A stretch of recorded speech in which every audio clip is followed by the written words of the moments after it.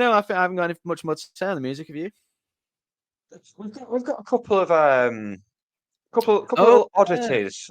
I think Yes. when I'll let you take the helm. researching for, because there's not many live videos of this song. We like to use a live clip for the bit at the start. So we found that Reading 2006 one. And we also found one on an American radio station. Was it KRCW? Something, yeah, KRCW, yeah. KCRW 106.5. One of those, yeah. Take it away, boys. Where Matt Helders looks absolutely knackered. He looks knackered. He looks like his drum kit's been crammed into a corner of a room, and he's doing a really good job because he's got very little space. He's like backed up next, in a broom cupboard, and he's doing his best. He's doing well. He looks about 10 years old on it as well. Strange video. Andy looks miserable. but well, a sign of we know, maybe, maybe he was. Yeah. Oh, bless him. He did it. He did his best. Leave him alone. It was almost like the studio tech had like set the room up and everything, and then when Helders got in, he's like, "Oh shit, you've got a drummer." Oh, I didn't know you were bringing a drummer. Yeah, well, I always wonder who. Yeah, maybe that was it, because sometimes when they do them, they have like stripped back drum kits, and maybe Helders were like, "No, I need the full drum kit for this. I want to do it." So they had to kind of cram it in. But I always, because there's a tour manager they used to have. I don't think they have him anymore.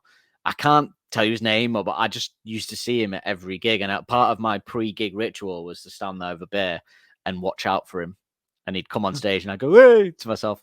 Like he was the guy. He popped up in a couple of Helders. View from videos. View from videos. Yeah, he popped in a couple of them. He was like that guy. I haven't seen him since AM, but actually since AM, I haven't been able to get great seats to go and see them because a lot of cunts turn up that don't even know who they are and can't get tickets to sit far away, even though we're clearly the biggest fans. I assume we'll be invited by Domino to be at the side of the stage this year, though. So, and I've got no why wouldn't we be? Yeah, royalty.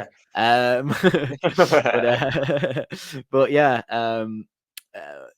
So I used to spot him and see him. So maybe he was there setting up as well. He could be Mr. Schwartz. I was just worried about it. You bastard. I've been holding on to that for like the last 3 minutes. Like, I'm going to get this in. Don't take it if you're not ready. Don't take it if you haven't got one ready. Just slows it down then. Smudging Dovey on his dancing shoes.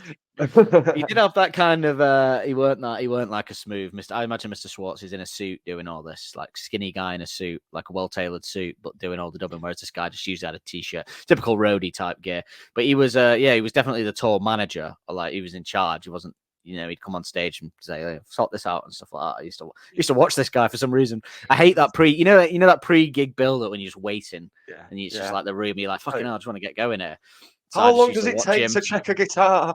yeah. I just used to watch him the whole time, but he was there. Yeah. Last time I saw him with the Suck It and See tour, anyway. But I don't know if he's still there. Maybe he's not. Maybe he moved on. Sadly.